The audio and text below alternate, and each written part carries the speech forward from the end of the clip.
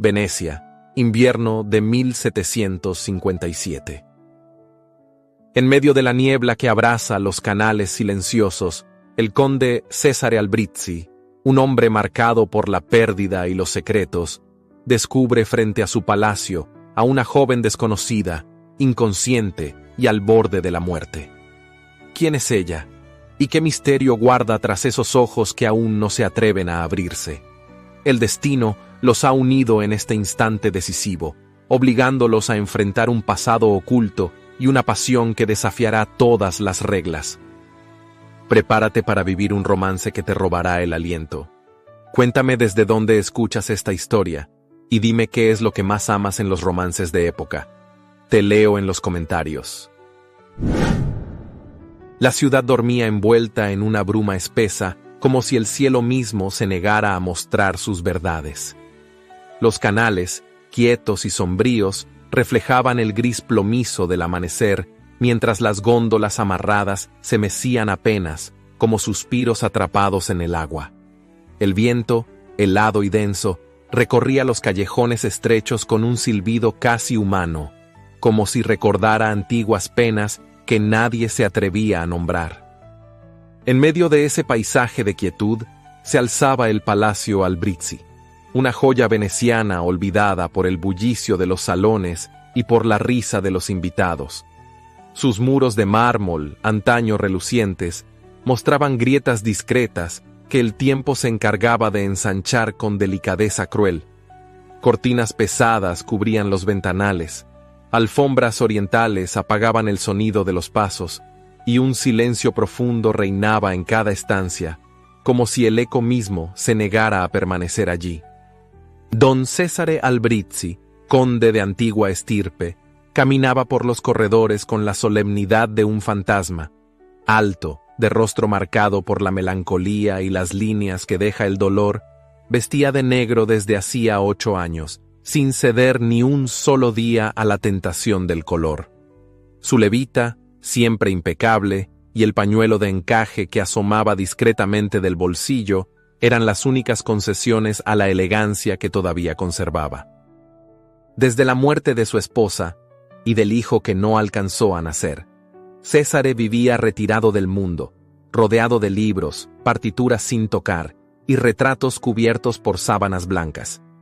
Rechazaba las invitaciones, evitaba los encuentros y respondía con cortesía distante a los compromisos de su título.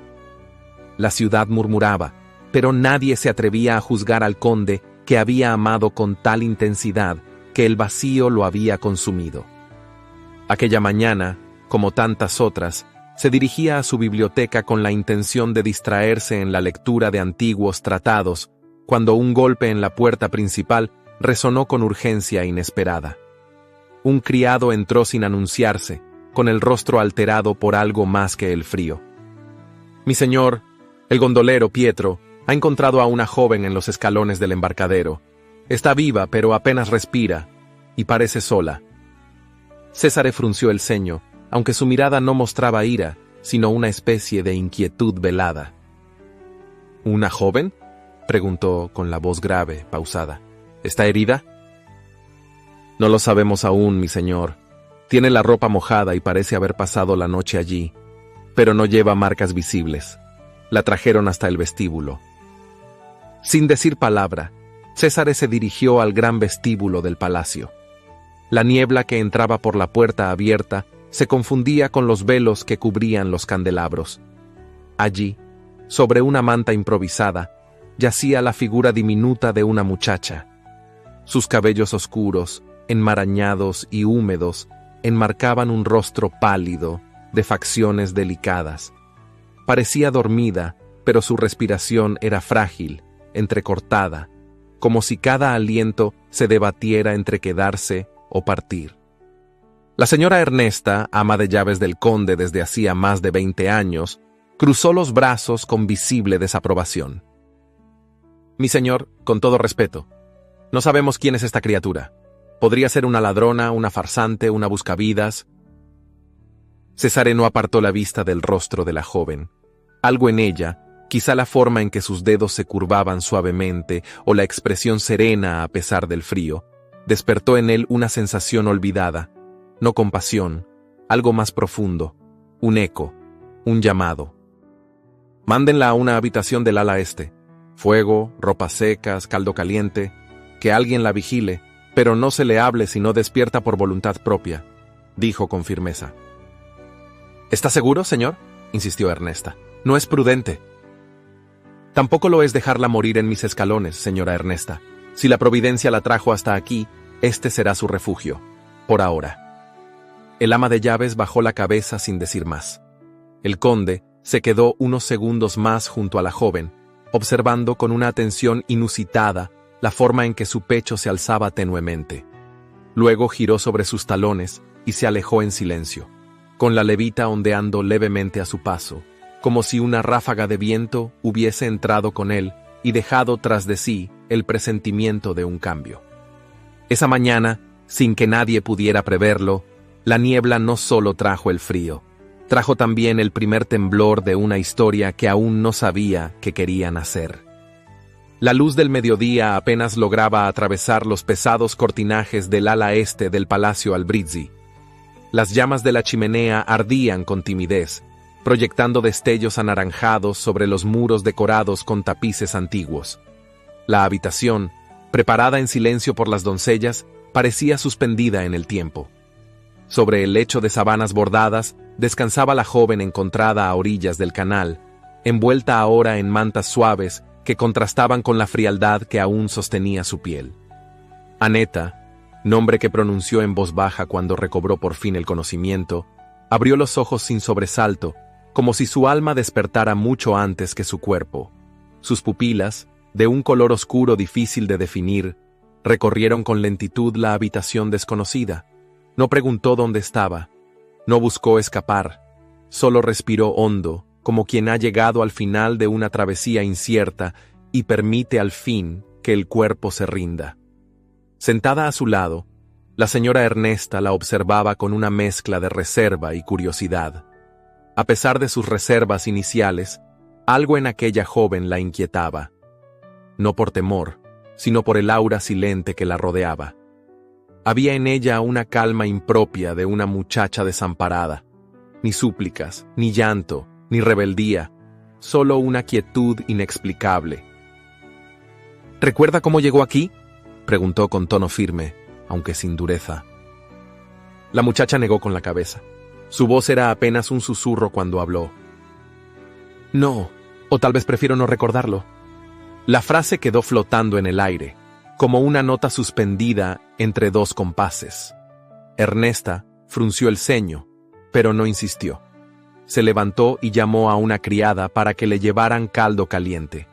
Al cerrar la puerta, no pudo evitar voltear una vez más.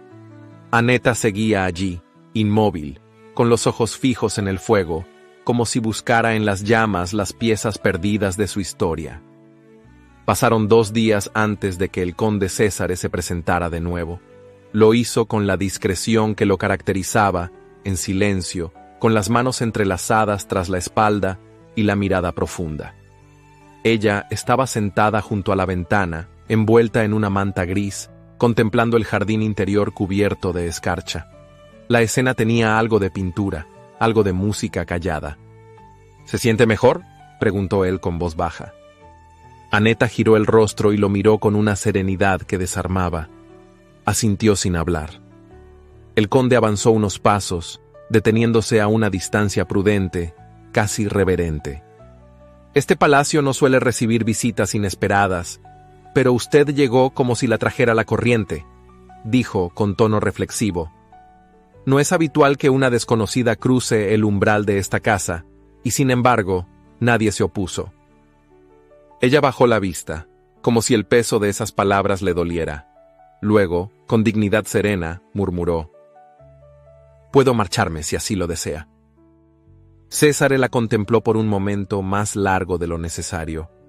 Había en sus facciones una mezcla de delicadeza y firmeza, una belleza discreta y pura. No era una muchacha común, y él lo sabía. «No he dicho eso», respondió, finalmente. «Mientras no tenga otro lugar a donde ir, esta casa será su refugio». La joven inclinó la cabeza, en un gesto de respeto. No hubo lágrimas ni palabras de agradecimiento, solo un breve temblor en sus dedos que el conde notó sin comentar. Esa tarde, desde su despacho, Césare pidió que prepararan para ella vestidos sencillos, adecuados, y que la habitación permaneciera encendida día y noche. No lo hizo por deber. Lo hizo por algo más profundo, más instintivo, porque en aquella muchacha había un silencio que le hablaba, una herida que aún no conocía, pero que sin saber cómo, comenzaba a dolerle también a él. El palacio Albrisi, acostumbrado a largos silencios rotos apenas por el crujir de la madera antigua o el roce de los pasos del servicio, comenzó a cambiar su latido. No se trataba de un alboroto ni de una alteración visible, sino de una vibración sutil, como el murmullo de un arroyo escondido bajo la piedra. Annetta, aún débil, se movía con discreción por la galería del ala este, donde las cortinas filtraban la luz como encajes dorados, y el aire olía a cera, a papel viejo y a gardenias secas.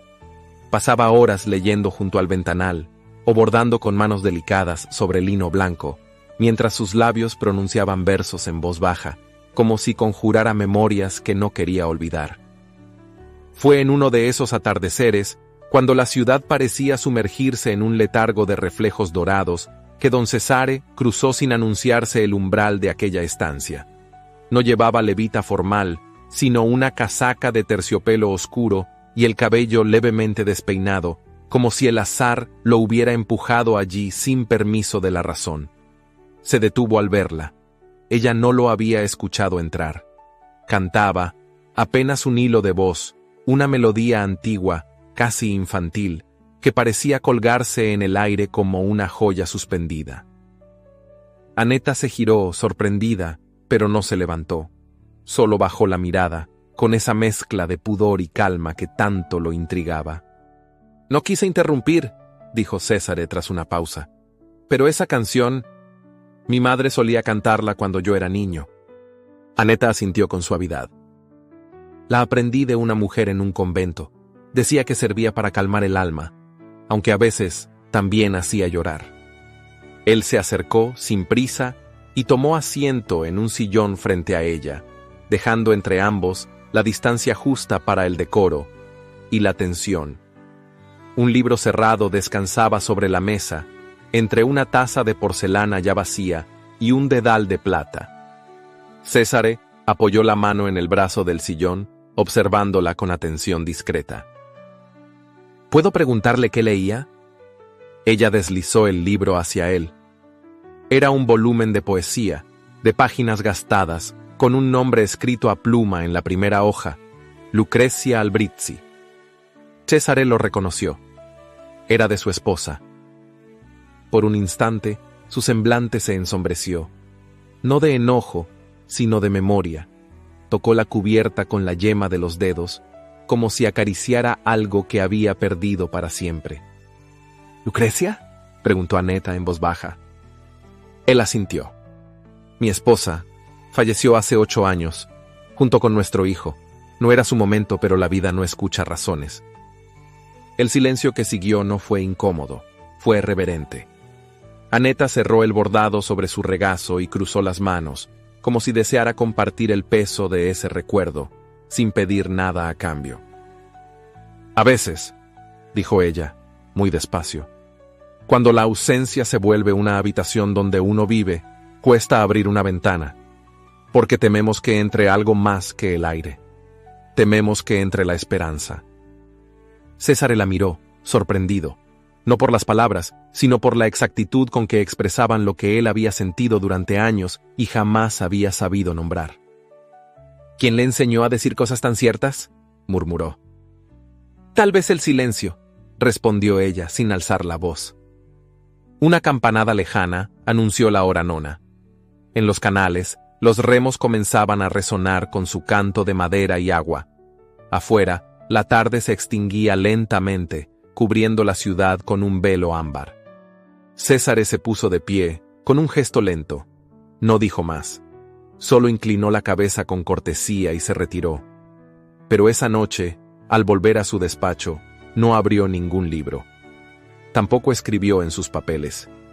Se detuvo frente al retrato cubierto de su esposa, lo contempló sin levantar la tela, y luego se sentó junto al ventanal, como si esperara oír de nuevo aquella canción suave, traída por el viento o por el recuerdo. La casa, por primera vez en años, ya no guardaba silencio. La casa comenzaba a respirar.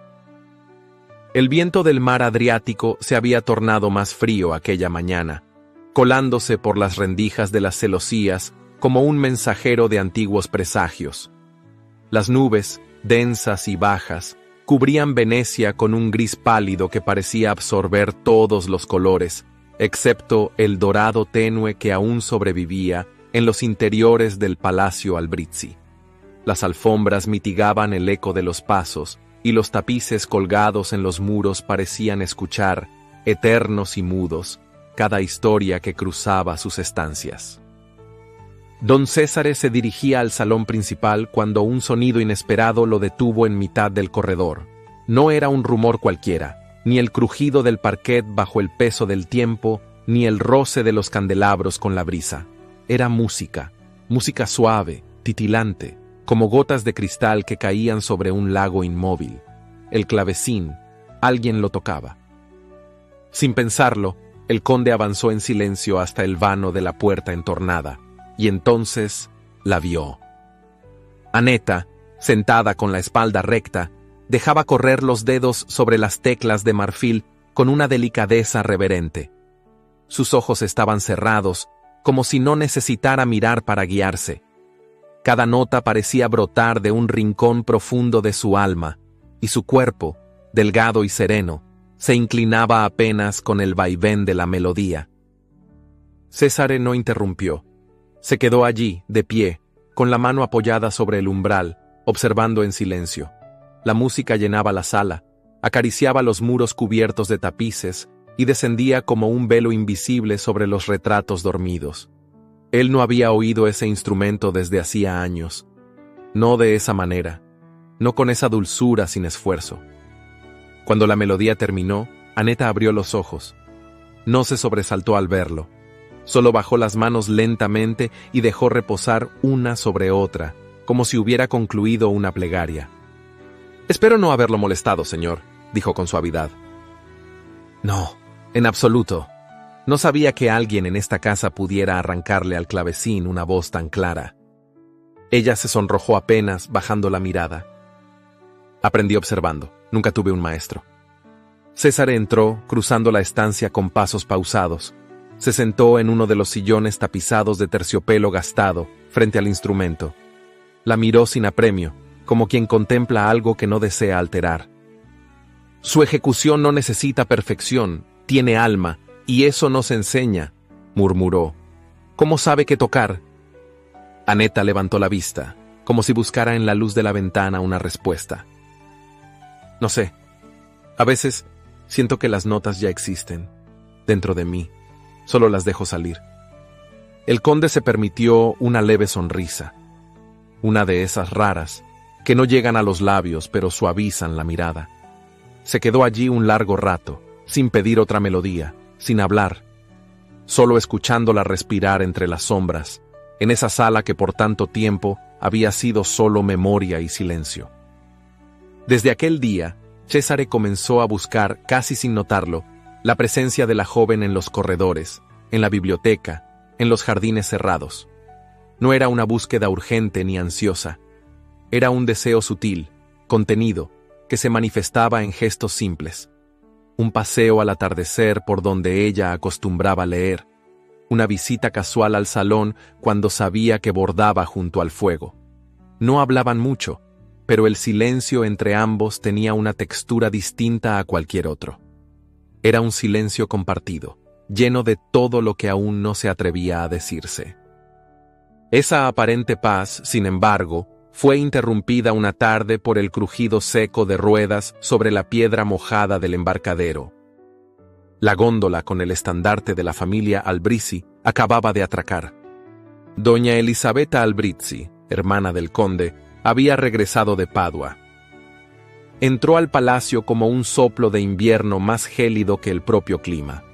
Alta, esbelta, vestida con una redingote de lana inglesa en tonos ciruela y perlas discretas en las orejas, caminaba con la cabeza erguida y la expresión contenida.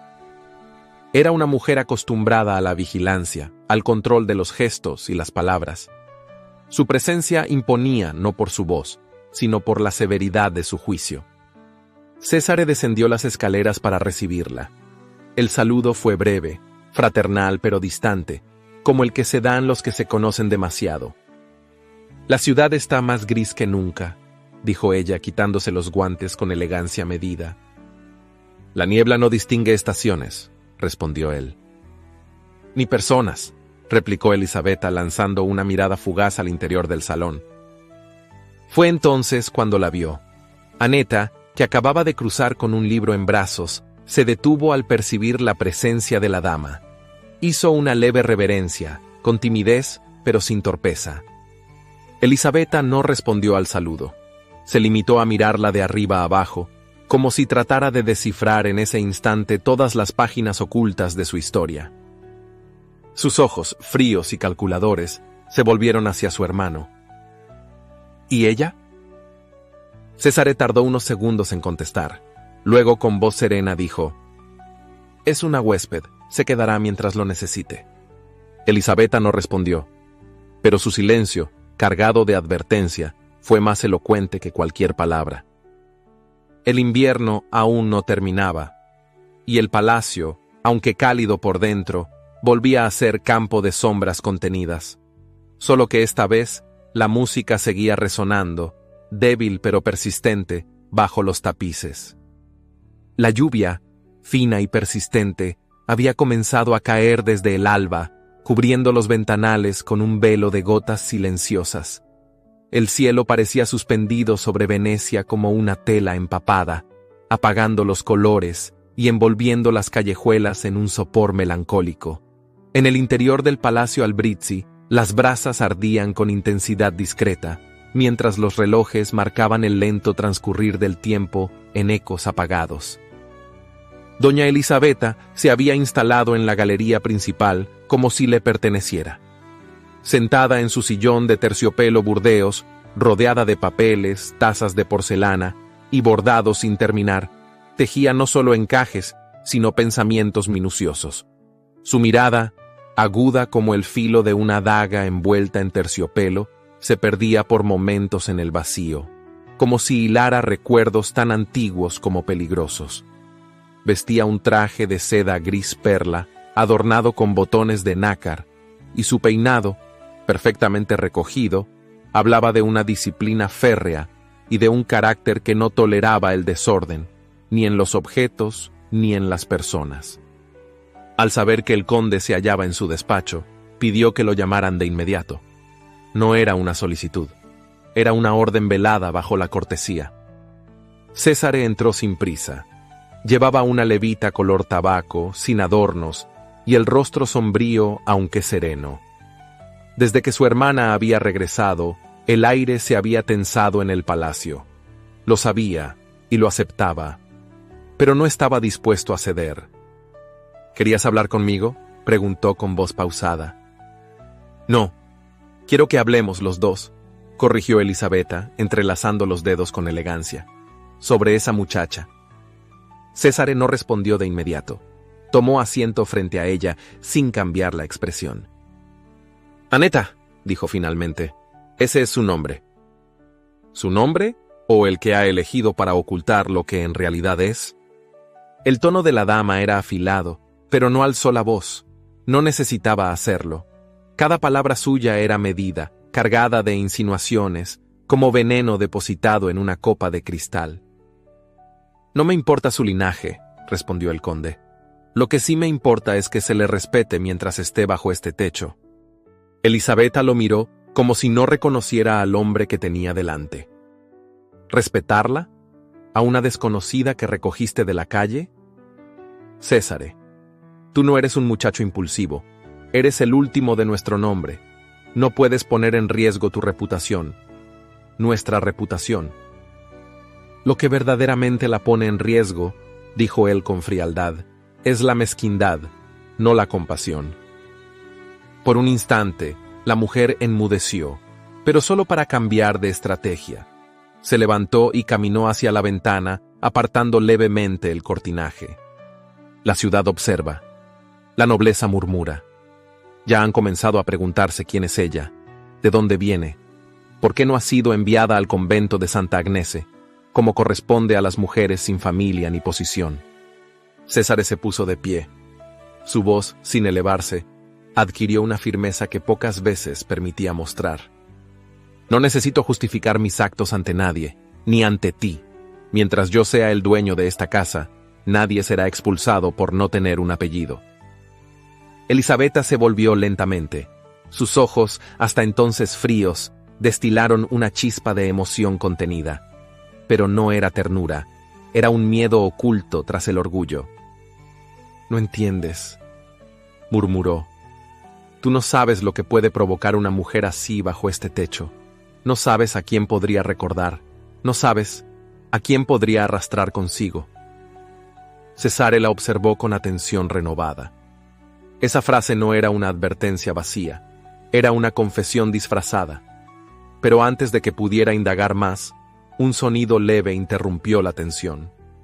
En el pasillo contiguo, tras el panel entreabierto de una puerta, una figura se retiraba en silencio. «Annetta». Había escuchado cada palabra. César no se movió. Solo cerró los ojos por un instante, como quien presiente que algo ha comenzado a cambiar. Elisabetta, en cambio, volvió a su sillón, tomó una aguja de oro y la hundió en el bordado con más fuerza de la necesaria. La amenaza no era solo la joven, era el pasado. Y el pasado, como la lluvia de invierno, siempre encuentra una forma de volver. La noche del solsticio llegó con un aire de enigma, envuelta en el perfume tenue del invierno que comenzaba a ceder ante la promesa lejana de la primavera.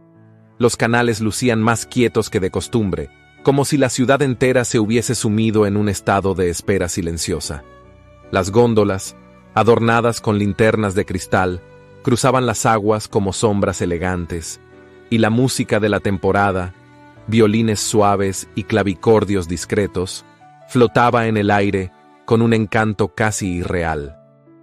Don Cesare Albrizzi había aceptado, con inusual decisión, una invitación extendida por el barón Medrano, viejo amigo de su familia, a una velada discreta en su villa campestre, a pocos kilómetros de Venecia.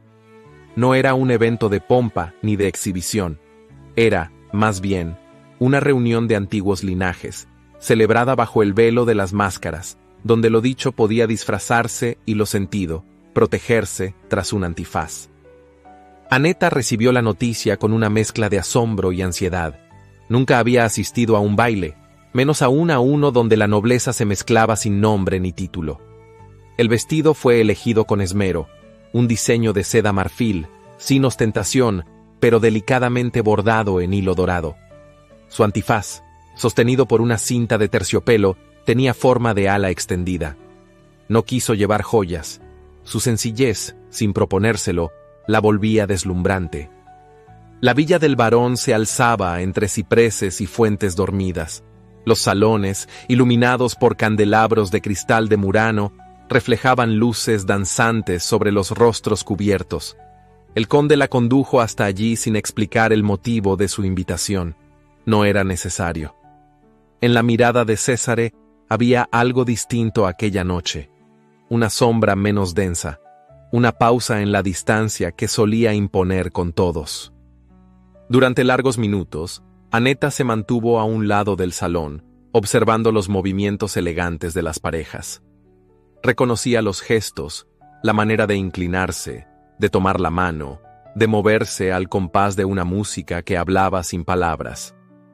César se había alejado para saludar brevemente al anfitrión, pero sus ojos volvían a ella con frecuencia, como si su atención se negara a mantenerse en otra parte. Finalmente, cuando el cuarteto anunció un minueto pausado, Cesare regresó a su lado. «¿Le gustaría bailar?», preguntó, con un leve gesto de cortesía que no ocultaba del todo la emoción contenida en su voz. Annetta lo miró sin responder de inmediato. Luego asintió, y su mano tembló apenas al posarse sobre la de él. Al entrar en el salón, sintió que el tiempo se detenía. No por el paso, ni por la música, sino por la forma en que Cesare la sostenía. Con firmeza y respeto, como si ella fuera algo frágil y valioso a la vez. No hablaron durante la danza. No hizo falta. La tensión entre sus cuerpos era sutil pero palpable. Un roce al girar, una respiración detenida cuando se acercaban, una mirada que se prolongaba más allá de lo permitido. Y, sin embargo, nada en ellos quebraba la armonía. Era un lenguaje nacido de silencios, de todo lo que aún no se decían. Cuando la música terminó, Cesare no la condujo de inmediato de regreso al salón. En cambio, la guió suavemente hacia el jardín interior, donde los faroles encendidos formaban caminos de luz sobre la piedra húmeda. El aire estaba frío, pero no tanto como para impedirles caminar sin prisa entre los setos recortados y las estatuas cubiertas por la hiedra dormida. Se detuvieron junto a una fuente pequeña, donde el agua caía con un murmullo constante. Annetta, aún con el antifaz sobre el rostro, respiró hondo y cerró los ojos. Sabía que aquel momento era distinto, que el riesgo no estaba en las miradas de los otros, sino en lo que empezaba a nacer dentro de ella. «Annetta», dijo Cesare, rompiendo el silencio con una voz más baja de lo habitual. «Quiero que me escuche con atención». Ella giró el rostro hacia él. Su mirada, aunque protegida por el antifaz, no ocultaba la emoción que la embargaba. «Usted no es una protegida», continuó él. «No es un acto de caridad, ni un gesto de compasión. Lo que siento cuando la veo, cuando la escucho, no se parece a nada que haya sentido antes». Annetta no respondió. Sus labios temblaban, pero no por el frío. «Lo sé», dijo ella finalmente en voz apenas audible. «Y es eso lo que más me asusta». La fuente siguió murmurando, y entre los cipreses, una brisa leve rozó sus rostros, como si la noche también contuviera la respiración. Nada más se dijo, pero al regresar al salón, ya nada era igual, porque en el roce de sus manos al cruzar el umbral, se había sellado un pacto sin palabras, más íntimo que cualquier promesa. Las primeras luces de la alborada se deslizaban sobre el mármol del palacio como caricias silenciosas. El invierno aún persistía, pero los rayos dorados que se colaban entre los vitrales anunciaban que la estación comenzaba a rendirse, aunque fuera con resistencia melancólica. El palacio Albrisi despertaba con lentitud, como si cada rincón aguardara la promesa de algo no dicho. En el ala este, detrás de una puerta antigua que ya no chirriaba, Annetta escribía. Lo hacía cada mañana, antes de que los criados comenzaran su trajín, antes de que los ecos del día se apoderaran de los pasillos. Sentada junto a una pequeña mesa de madera clara, con un tintero de porcelana y una pluma de ave cuidadosamente afilada, anotaba palabras que jamás había pronunciado en voz alta. Las escribía con firmeza, como quien desea fijar sobre el papel la única verdad que le pertenece. Mi madre fue actriz, no de las más renombradas, pero sí de aquellas que sabía llenar un escenario con solo su presencia. Mi padre, en cambio, nunca pisó uno. Sus pasos eran otros, su túnica de otro color. Era un hombre de Dios, de poder, de silencio. El cuaderno, forrado en terciopelo azul, había sido un obsequio de Cesare. Él no sabía que en sus páginas Annetta vaciaba su historia, su miedo, su identidad oculta. A nadie había confesado ese secreto, porque a nadie le había sido permitido mirar tan dentro. Solo el papel, solo la tinta, solo el susurro del alma que, por fin, encontraba voz. Una tarde, mientras caminaba por el pasillo que unía la biblioteca con la sala de música, sus pasos se detuvieron al pasar junto al gabinete de doña Elisabetta. La puerta entreabierta y la ausencia de la dama la tentaron con una fuerza que no supo resistir. No por curiosidad vulgar, sino por esa inquietud que nace cuando el instinto percibe una sombra antes de verla. Entró despacio, sin ruido. Sobre el escritorio, entre papeles perfectamente alineados, un sobre de bordes dorados sobresalía ligeramente de una caja. Aneta lo tomó con manos temblorosas. No había nombre en el exterior, pero el sello de cera, quebrado, mostraba el escudo eclesiástico de Roma. Leyó con el corazón latiendo en el pecho como un tambor de guerra. Las palabras eran claras, frías, formales. He recibido informes inquietantes sobre la presencia de una joven en la residencia Albrizzi. Si se trata de quien imagino, debe mantenerse la prudencia. No conviene que escándalos del pasado resurjan ahora. Cualquier error será pagado con consecuencias sociales y eclesiásticas. La carta no mencionaba su nombre, pero Aneta sintió cómo cada palabra le calaba hasta los huesos.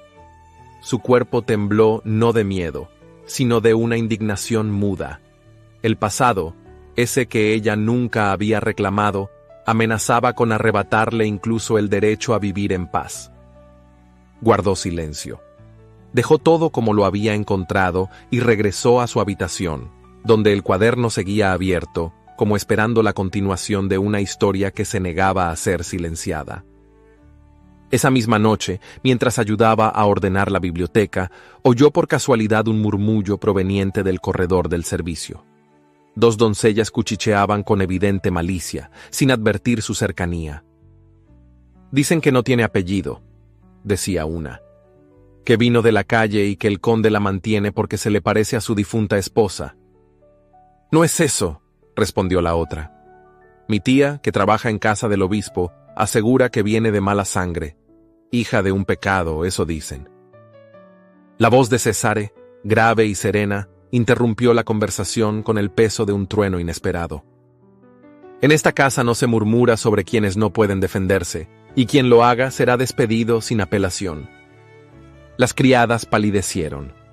Aneta, desde la sombra, sintió que algo se aflojaba dentro de su pecho. No eran palabras grandilocuentes, ni gestos teatrales. Era una protección silenciosa, pero firme. Un escudo que ella no había pedido, pero que él le ofrecía sin condiciones.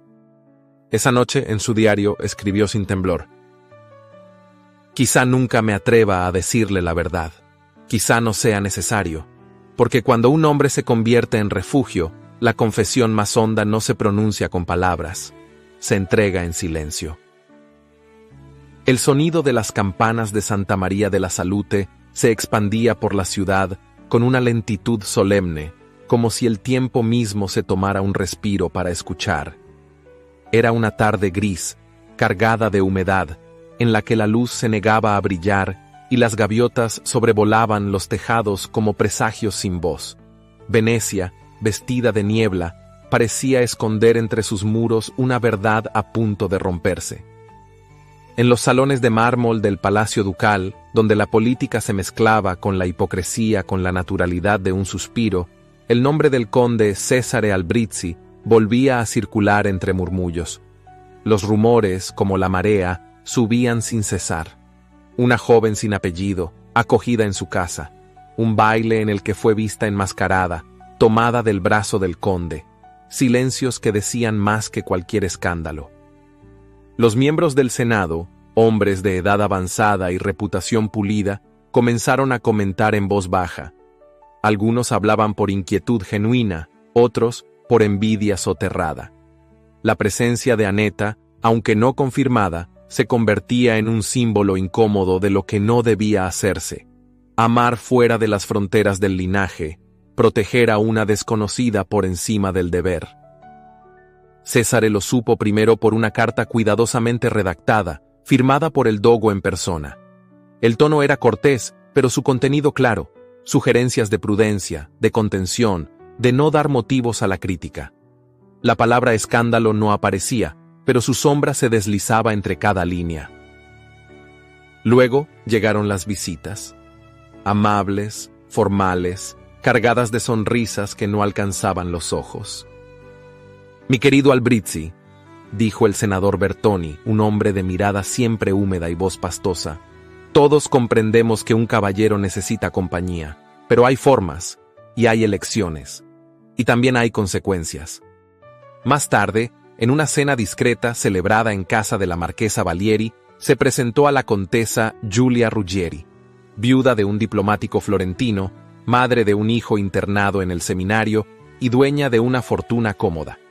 Era bella en su madurez, con una elegancia calculada y una sonrisa que sabía dónde detenerse. La conversación fue breve, pero la intención evidente.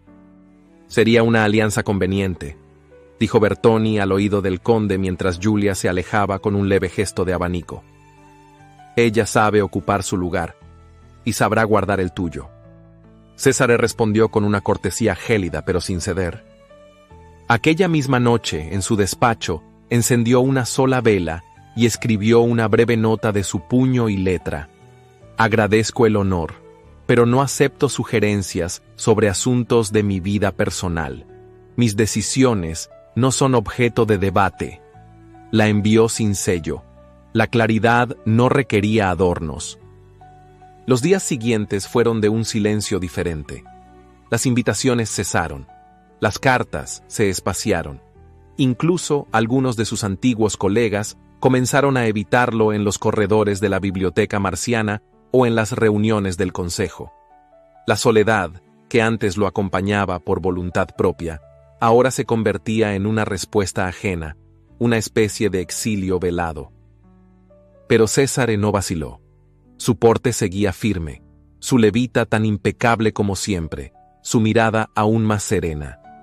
Solo en las tardes, al regresar al palacio, permitía que la fatiga de aquel juicio tácito se reflejara en sus ojos. No hablaba del asunto con nadie, ni siquiera con Annetta. Y, sin embargo, cuando la veía cruzar los pasillos con un libro entre las manos o sentarse junto al clavecín sin atreverse a tocarlo, comprendía que todo ese aislamiento era un precio menor frente a lo que en verdad importaba. No era orgullo lo que lo sostenía. Era una certeza callada, nacida en la oscuridad de una ciudad que juzgaba sin conocer. Y esa certeza, aunque no tuviera nombre, era más fuerte que cualquier condena. El silencio nocturno caía sobre el palacio Albrisi como un manto pesado, cubriendo con sombras los corredores, los tapices y las columnas de mármol desgastadas por el paso del tiempo. La brisa que llegaba desde la laguna agitaba las cortinas con un rumor tenue, como un suspiro que se escapa entre los muros. Era una noche sin luna, pero no vacía. Algo se movía entre la oscuridad y el alma de la casa, como si el destino, paciente, aguardara su hora. Annetta, envuelta en su chal de lana, caminaba por la galería superior con paso leve. No buscaba, no huía aún. Solo seguía un impulso, una intuición silenciosa que la había llevado hasta allí, donde el gabinete de doña Elisabetta permanecía cerrado, como una promesa oculta. Empujó la puerta apenas, sin hacer ruido, y la encontró entreabierta. Sobre el escritorio, junto al candelabro ya apagado, un sobre descansaba como una sentencia escrita con elegancia cruel. Lo tomó. El sello episcopal lo confirmaba. Eminencia, la joven que vive bajo el techo de mi hermano, corresponde sin duda a la criatura que se ocultó en el convento de Santa Clara hace 19 años.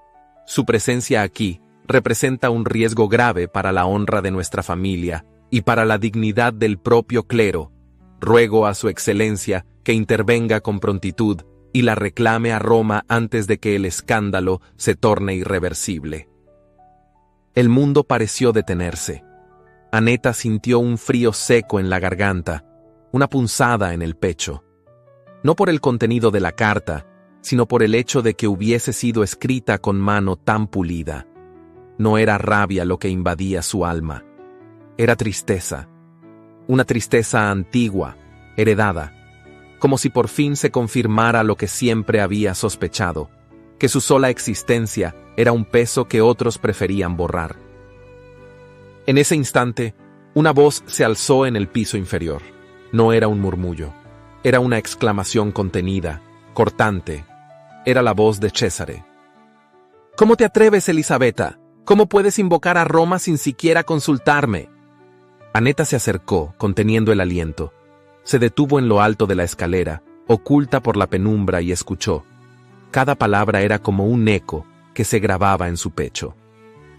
Tú no entiendes, Césare, decía la dama. No es odio, es sensatez. Esa muchacha representa un peligro, no solo para ti, sino para todo lo que hemos protegido durante generaciones. Lo que tú llamas protección es cobardía, rugió él. Ella no ha hecho nada, nada, y sin embargo, pretendes arrancarla de esta casa como si fuese una mancha. Lo es, respondió Elisabetta, con voz baja, casi compasiva. No por lo que es, sino por lo que recuerda. Su sola presencia revive un pasado que tú, mejor que nadie, deberías dejar sepultado. Un silencio denso siguió a esa frase. Luego, los pasos de César se alejaron con fuerza, golpeando el suelo como un corazón herido. Annetta no bajó. No lloró. Solo comprendió. Comprendió que él había alzado la voz por ella, contra su propia sangre. Comprendió que, en su intento de protegerla, César se había expuesto a un fuego que no era suyo, y supo que no podía permitirlo. Cuando la casa volvió a dormirse, cuando las velas se extinguieron y el eco del día se desvaneció entre muros cargados de recuerdos, Annetta recogió sus pocas pertenencias. No dejó carta, ni palabras, solo un cuaderno cerrado sobre la mesa, como testigo mudo de su verdad. Cruzó los corredores con la misma ligereza con la que había llegado meses atrás, descalza, con la capucha del abrigo cubriéndole el rostro y los dedos aferrando la tela como quien se sujeta al último aliento. Al salir al embarcadero, el agua golpeaba suavemente las piedras. Ninguna góndola la esperaba, pero no dudó. Comenzó a caminar por la orilla, perdiéndose entre la neblina, entre las callejuelas oscuras que conocía de memoria, como si en otro tiempo hubiese caminado ese mismo camino, aunque fuera en sueños. Y mientras desaparecía en la bruma, el ala rota de un amor que apenas nacía quedó flotando en el silencio de la noche veneciana.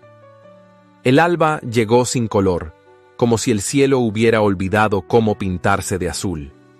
Una bruma espesa cubría la ciudad, envolviendo tejados, cúpulas y campanarios en un velo húmedo que lo silenciaba todo. Venecia, bajo esa niebla, parecía una criatura dormida, ajena al dolor de quienes aún no encontraban paz. Don Cesare Albrizzi se levantó antes de que sonaran las campanas de San Moisés. Había dormido mal, sin cerrar del todo los ojos, con el cuerpo rígido sobre el sillón de su despacho, donde lo había vencido el cansancio después de la discusión. Buscó con la mirada una señal de luz, algo que lo guiara, pero lo único que encontró fue un silencio más denso que de costumbre. Fue Ernesta quien confirmó su temor. Con el rostro pálido y el delantal arrugado por la prisa, se acercó con pasos apurados. «Señor, la señorita Annetta no está, su cama no ha sido usada, tampoco están sus cosas». César no respondió de inmediato. Cerró los ojos un instante, como si su cuerpo supiera lo que su mente aún no quería aceptar. Luego, sin decir palabra, se colocó el abrigo y descendió con prisa hasta el embarcadero. La ciudad aún despertaba, pero los gondoleros ya surcaban las aguas con lentitud. Cesare abordó su góndola personal y ordenó al barquero que se dirigiera hacia el mercado de Rialto, luego hacia la plaza de San Marcos, luego hacia los canales menores, donde el barro se mezcla con el silencio. Horas pasaron. Preguntó en conventos, en callejones, en las tiendas que ella solía mirar desde lejos. Nadie la había visto. Su nombre, pronunciado con voz tensa, parecía deshacerse en el aire sin dejar huella. Cuando el mediodía se convirtió en tarde, el conde cruzó hacia Murano. Allí, entre las callejuelas empedradas y los talleres de cristal, encontró la respuesta que no esperaba. Una mujer mayor, vestida con cofia y delantal de lino, lo observó con recelo cuando entró en la pequeña botica. ¿Busca a alguien?, preguntó sin preámbulos. A una joven, delgada, pálida, de ojos oscuros. Tal vez llegó enferma, tal vez pidió ayuda. La boticaria no respondió de inmediato. Luego, con un suspiro resignado, señaló hacia la puerta del fondo. Llegó esta madrugada, descalza, empapada, fiebre alta. No quiso decir su nombre, pero no hizo falta. Se le notaba en la mirada que no huía de la justicia, sino de algo más hondo, del dolor. Césare entró en la pequeña habitación. Allí, sobre un catre cubierto con mantas toscas, Aneta dormía. Su rostro estaba pálido, casi translúcido, y su respiración era corta, agitada. Tenía las manos entrelazadas sobre el pecho, como si se aferrara a sí misma para no quebrarse. El conde se arrodilló junto a ella y tomó su mano con una delicadeza infinita. La piel estaba helada, pero aún temblaba bajo su contacto.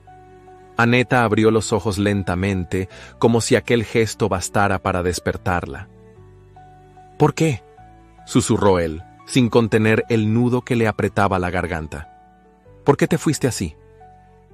Aneta intentó hablar, pero no tuvo fuerza. Solo movió los labios, sin sonido. «No vuelvas a hacer esto», murmuró Césare, inclinándose hacia ella con la voz quebrada. «No huyas de mí.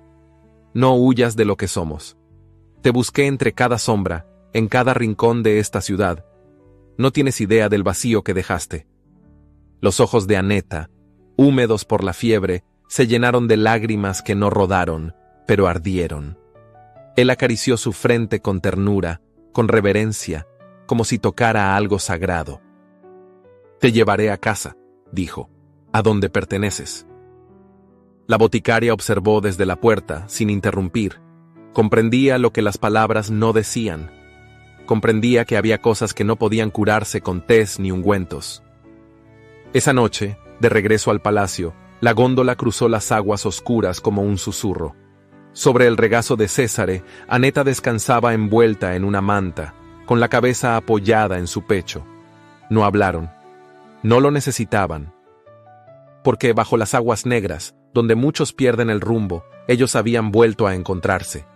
Y aunque las heridas seguían abiertas, algo comenzaba a sanar. No con promesas, sino con la verdad que nace del amor que no exige explicación. La primavera había comenzado a desplegar sus primeros gestos sobre la ciudad. Las glicinas florecían tímidas en los balcones, los canales recuperaban su brillo bajo la luz dorada de la tarde, y el murmullo de Venecia retomaba su cadencia pausada y melancólica. Sin embargo, en el Palacio Albrizzi, el aire seguía denso, como si las paredes contuvieran aún ecos de palabras no dichas. Aneta permanecía en la biblioteca desde temprano, sentada junto al ventanal, con el cuaderno cerrado sobre el regazo. No escribía, no leía, solo esperaba.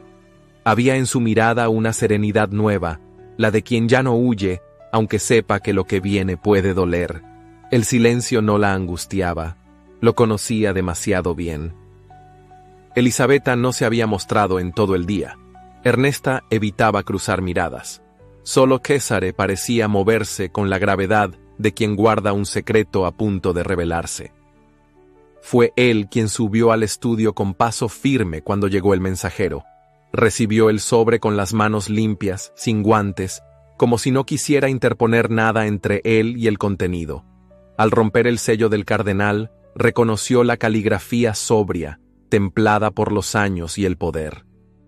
Leyó con lentitud, luego volvió a leer. «Confirmo que la joven Aneta es hija mía. Su madre fue, en su tiempo, actriz de talento y carácter, pero no pudo resistir el peso de la vergüenza. Fue entregada al convento de Santa Clara para proteger su vida y la mía. Ahora, en vista de los recientes acontecimientos, estoy dispuesto a otorgarle legitimidad, dote y el apellido de mi familia, a condición de que se retire a la abadía de Santa Cecilia, en Roma, y viva en recogimiento, lejos de la mirada pública». Césare dejó la carta sobre el escritorio como si quemara. Caminó hacia la ventana y se quedó allí largo rato, contemplando el canal, inmóvil, como una estatua que respira. Finalmente, descendió al encuentro de Aneta. Ella levantó la vista en cuanto lo vio entrar. No preguntó. Sabía. Él extendió la carta sin palabra. Aneta la leyó de pie, con el rostro impasible. Cuando terminó, la sostuvo entre los dedos como si fuera de papel seco y no de destino. «Entonces es verdad», dijo con voz tranquila. «Ahora lo sé con certeza». «Sí», respondió Césare, «pero la decisión es tuya». Aneta guardó silencio unos instantes. Caminó lentamente hasta la chimenea, donde aún ardían los últimos leños, y con un gesto suave dejó caer la carta entre las llamas. El papel se curvó, se tiñó de naranja y desapareció sin un solo crujido. No quiero un apellido comprado con encierro. No necesito una dote manchada por el silencio. Prefiero mi nombre, aunque no tenga historia, murmuró sin volver la vista. Césare se acercó sin tocarla. Él te ofrece legitimidad. Yo no puedo darte eso, dijo con la voz levemente quebrada. Pero puedo darte lo único que sé que vale, mi nombre, sin condiciones, mi casa y todo lo que soy. Aneta giró el rostro hacia él. Sus ojos brillaban, no por las lágrimas, sino por una emoción contenida que nacía en lo más hondo. No quiero tu nombre por piedad, susurró, ni tu casa por gratitud. Lo sé, dijo él, y por eso quiero dártelo todo. La distancia entre ellos se acortó, pero ninguno dio el paso final. Solo las miradas se tocaron con una ternura que dolía. Era un pacto sin palabras, un reconocimiento sin ceremonia. Esa misma noche, Césare redactó una carta de su puño y letra, no dirigida al cardenal ni a la nobleza. Fue enviada al barón Medrano, al marqués Donofrio y al senador Bertoni. En ella, anunciaba que presentaría formalmente a Aneta Contarini, así firmó, como su prometida, sin título, pero con dignidad. La carta era breve, pero en su tono no había súplica, solo decisión. Al día siguiente, el rumor comenzó a extenderse por Venecia como tinta sobre pergamino. Algunos se escandalizaron, otros callaron, pero nadie se atrevió a negar que el conde Albrisi, por primera vez en muchos años, había tomado una decisión que no se podía ignorar. Y Aneta, desde su rincón en la galería, dejó de escribir en su cuaderno. Ya no necesitaba contar su historia en secreto. Estaba a punto de vivirla, a la luz del día. La primavera, ya entrada en su esplendor, llenaba Venecia de aromas nuevos y colores tenues. Las glicinas colgaban en cascadas lilas sobre los muros de piedra. Las góndolas deslizaban sus sombras sobre las aguas tranquilas, y el cielo, limpio como pocas veces, parecía extenderse más allá del horizonte visible. Todo en la ciudad respiraba belleza, y sin embargo, bajo esa armonía visible, corría una corriente subterránea de rumores que no cesaban. La noticia se había propagado como si tuviera alas. El conde Césare Albrisi, último de su linaje, había anunciado su compromiso con una joven sin título, sin fortuna, sin nombre heredado. Para algunos era una afrenta, para otros un acto de locura, pero entre los que conocían la verdad, la íntima, la callada, la que se forja en el alma y no en el papel, había quienes comprendían. La ceremonia fue pequeña. Se celebró en la iglesia de San Giove, en la parte norte de la ciudad, lejos de los templos más frecuentados por la nobleza.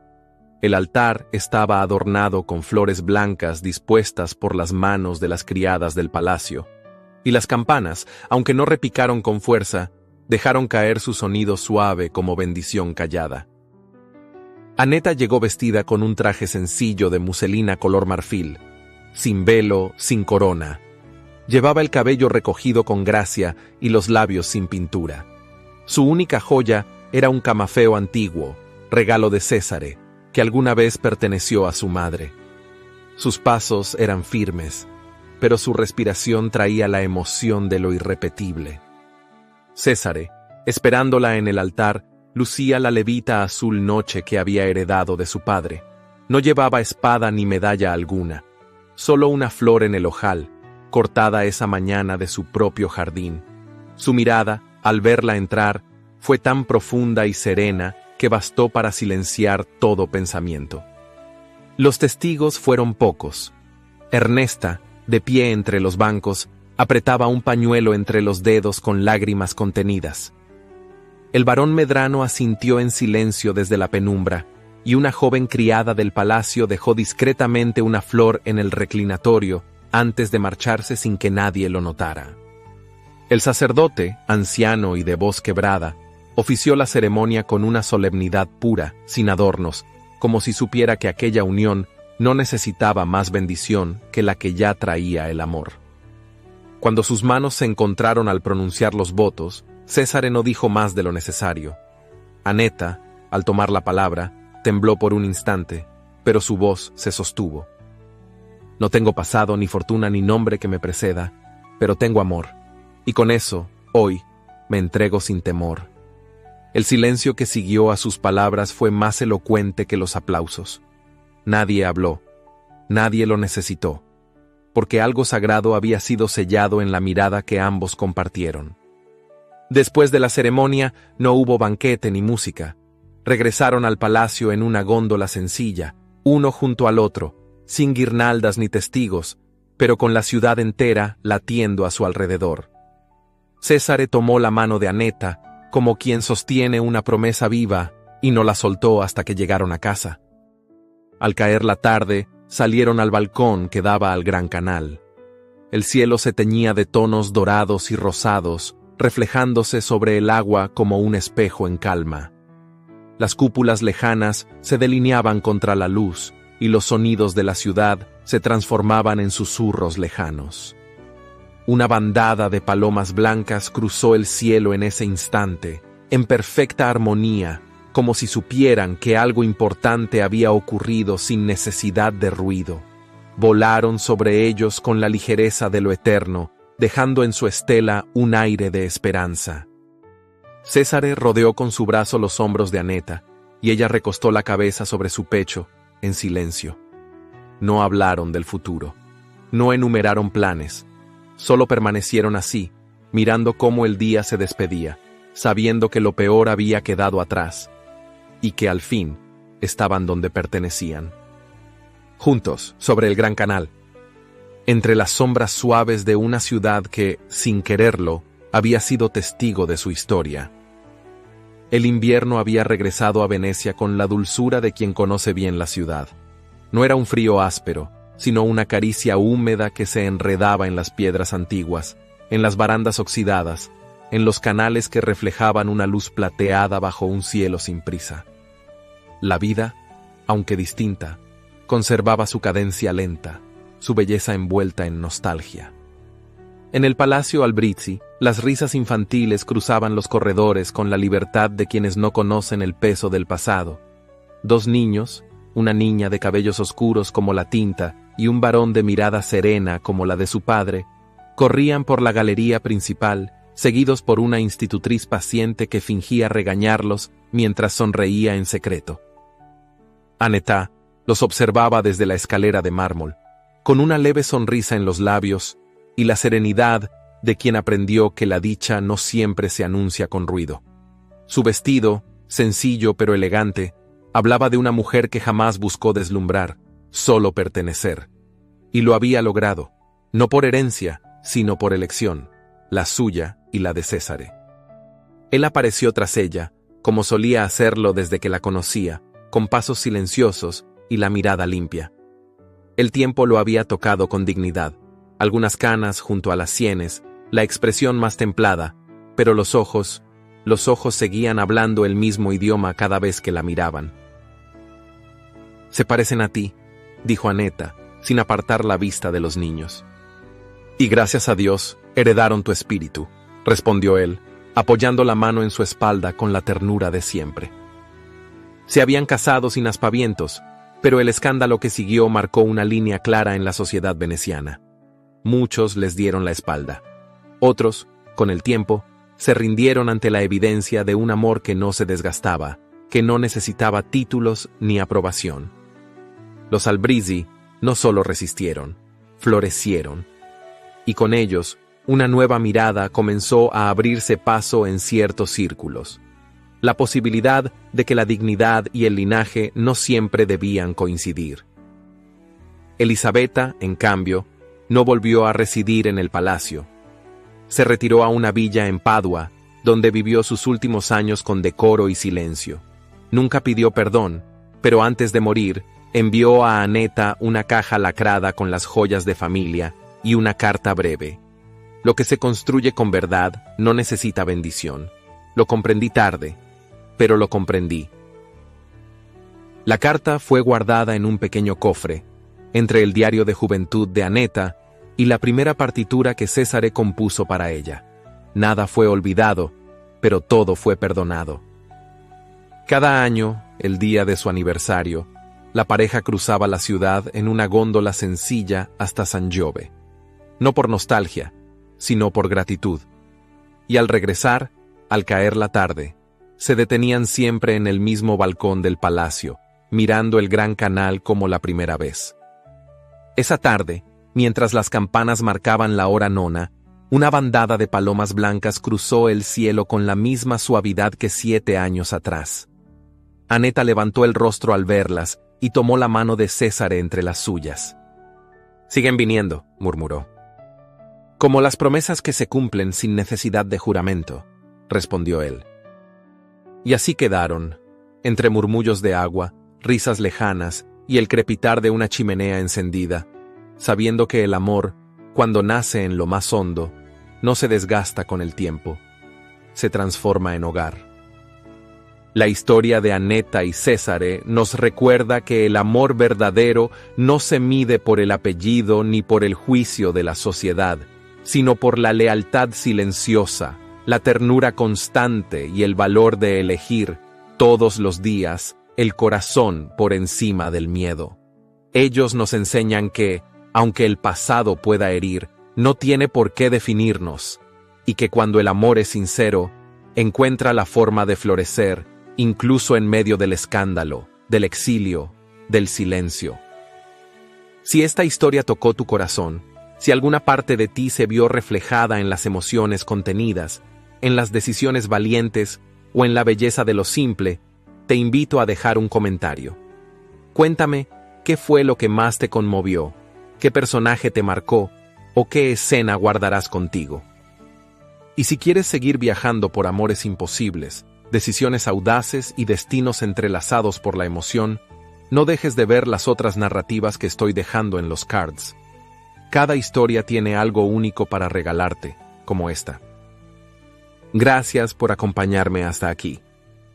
Y recuerda, los grandes amores siempre encuentran su camino.